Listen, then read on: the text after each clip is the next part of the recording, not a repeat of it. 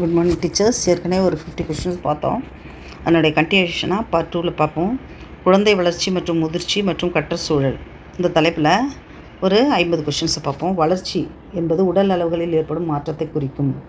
மேம்பாடு என்பது செயல்பாடின் முன்னேற்றத்தை குறிக்கும் என்று கூறியவர் யார்? ஆர்னால்ட் கெசல் ஞாபகம் வச்சுக்கோங்க.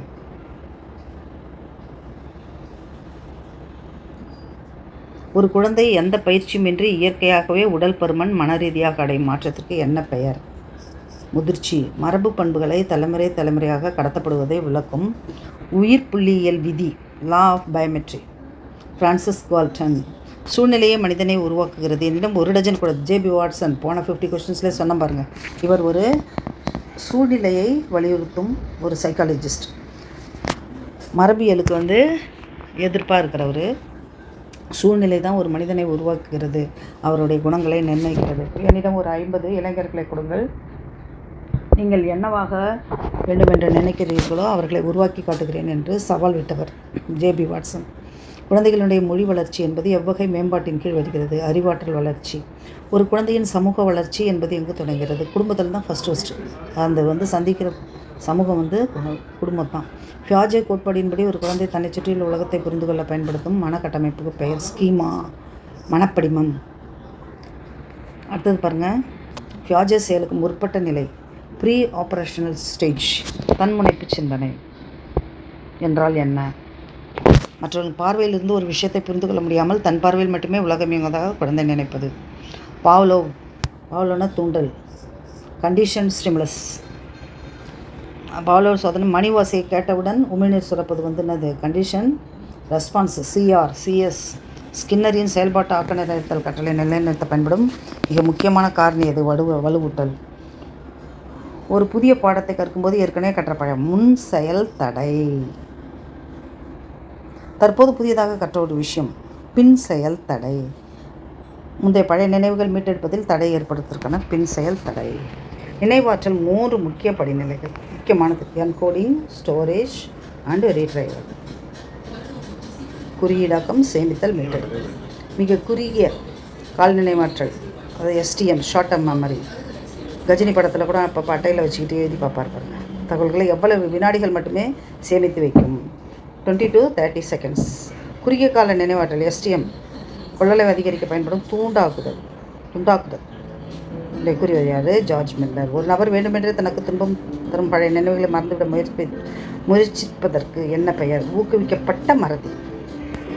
ஆளுமை பற்றி பார்ப்போம். ஆளுமை என்ற சொல் லத்தீன் சொல்லிலிருந்து ஒரு அதன் பொருள் என்ன? பர்சனல். பொருள் முகமூடி, மாஸ்க் என்பதாகும். ஆளுமையின் பண்புக்கூறு கோட்பாட்டை முதலில் முன்மொழிந்தவர் கார்டன் ஆல்ஃபர். 16 ஆளுமை பண்புக்கூறுகளை வினாநிரலை உருவாக்கியவர் யார்? ரேமண்ட் கேட்டல். சிக்மண்ட் ஃப்ராய்டின் கூற்றுப்படி மனித மனதின் இன்பக் கொள்கையின்படி செயல்படும் பகுதி எது? இத், ஈகோ, சூப்பர் ஈகோ. இந்த 3 கொஷினும் பார்த்துக்கோங்க. ஒழுக்கக் கொள்கை மனச்சான்றிதழின்படி செயல்படும் மனித மனதின் பகுதி சூப்பர் ஈகோ. தனக்கு ஏற்பட்ட தோல்வியை மறைக்க தகுதியற்ற ஒரு போலியான காரணத்தை கூறி நியாயப்படுத்துவதற்கு என்ன தற்காப்பு நடத்தை என்று பெயர்? பகுத்தறிவு காரணம் கற்பித்தல். தனக்கு ஒரு துறையில் ஏற்பட்ட தோல்வியை அல்லது பலவீனத்தை மற்றொரு துறையில் காட்டும் அதீத திறமையின் மூலம் ஈடுகட்டுவது எவ்வகை தற்காப்பு? ஈடு செய்தல், காம்பன்சேஷன். மாஸ்லோ தேவை கோட்பாட்டின்படி 7 மாஸ்லோ படிநிலைகள் மனிதனின் மிக உன்னதமான அல்லது இறுதிநிலை தேவை எது? தன்மதிப்பு தேவை. சாதனை ஊக்கம், அச்சீவ்மெண்ட் மோட்டிவேஷன். யார் சொன்னது? டேவிட் மேக்லினான். நுண்ணறிவை பற்றி பார்ப்போம். நுண்ணறிவின் குழு காரணி கொள்கை தர்ஸ்டைன். ஒற்றை காரணி கொள்கை ஆல்ஃபிரட் ஃபினே. இரட்டை காரணி கொள்கை ஸ்பியர்மன். குழு காரணின்னு கேட்டாக்கா எல்எல் தர்ஸ்டன். ஞாபகம் வச்சுக்கோங்க. நுண்ணறிவின் முப்பரிமாண கொள்கை கோட்பாடு கில்ஃபர்ட். முப்பரிமாண ஸ்ட்ரக்சரல் ஆஃப் இன்டலெக்ட். திரவ நுண்ணறிவு ஃப்ளைட் இன்டெலிஜென்ஸ். படிக நுண்ணறிவு கிறிஸ்டலைஸ்டு இன்டெலிஜென்ஸ். அறிமுகப்படுத்தியவர் யார்? ரேமண்ட் கேட்டல். உணர்ச்சிபூர்வமான நுண்ணறிவு டேனியல் கோல்மேன்.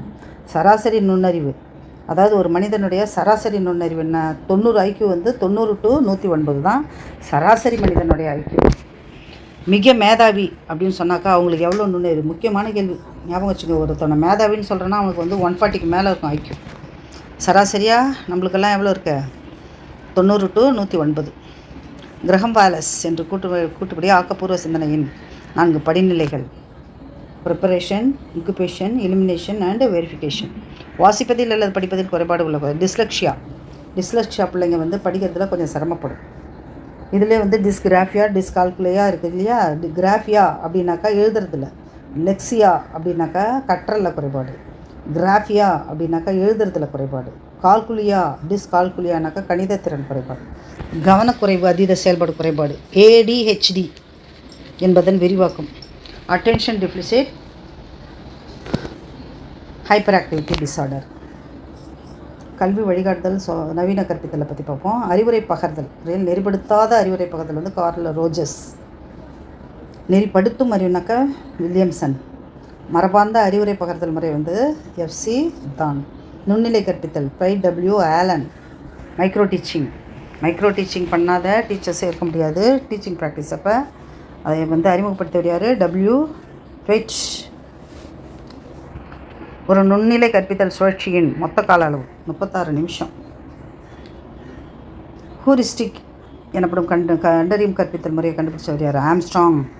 செயல்வழி கற்பித்தல் ஜான் டூயி. டூ ஞாபகம் வச்சுக்கோங்க. செயல் வழி டூயி அப்படி நினைப்பு வச்சுங்க. ஒரு குறிப்பிட்ட வகுப்பின் மாணவர்களின் பரஸ்பர நட்பு மற்றும் சமூக பிணைப்பை அளவிட பயன்படும் சமூகவியல் அளவை உருவாக்கியவருக்கு மெரினோ கரக்கடை நினைப்பு வச்சுக்கோங்க. எல்லோரும் ஞாபகம் வச்சுருக்காங்க. ஒரு குறிப்பிட்ட திறமையில் ஒரு மாணவனின் இயல்பான திறனை அல்லது எதிர்கால வெற்றியை முன்கூட்டியே கணிக்கும் சோதனைக்கு பெயர் என? அடைவு சோதனை. கற்கும் திறனில் பின்தங்கிய குழந்தைகளை கண்டறிந்து அவருக்கு சிறப்பு பயிற்சிகள் வழங்கும் சிறப்பு கல்வி தத்துவத்தின் முக்கிய நோக்கம் உள்ளடக்கிய இன்க்ளூசிவ் எஜுகேஷன். வகுப்பறை மேலாண்மை ஆராய்ந்தவர் யார்? HS Anderson. கல்வி உளவியலின் முக்கிய நோக்கம் என்ன? சைக்காலஜி இவ்வளோ தூரம் படிக்கிறோம், அதுக்கு என்ன முக்கிய காரணம்? அதனுடைய நோக்கம் என்ன? கற்பவரின் நடத்தை மாற்றங்களை அறிவியல் பூர்வமாக புரிந்து கொண்டு கற்பித்தல் செயல்முறைகளை மேம்படுத்தல். இப்போ இந்த மாதிரி ஒரு சிங்கிளான ஒரு கொஷின் கொடுக்கும்போது நீங்கள் சொல்லிடலாம். ஆனால் 4 ஆப்ஷன் கொடுக்கும்போது உங்களுக்கு குழப்பமாக இருக்கும். அப்போ நீங்கள் என்ன செய்யணும்? ஒவ்வொரு ஆப்ஷனாக படிச்சுட்டு அதுலேருந்து எது பெஸ்ட்டுன்னு பார்த்து சொல்லணும். ரொம்ப நாளெலாம் இருக்காது, ஒரு கொஷினுக்கு ஒரு நிமிஷம்தான். அதனால் நீங்கள் தெளிவான படிப்பு இருந்தால் மட்டும்தான் உங்களால் அட்டன் பண்ண முடியும். All the best. தேங்க்யூ.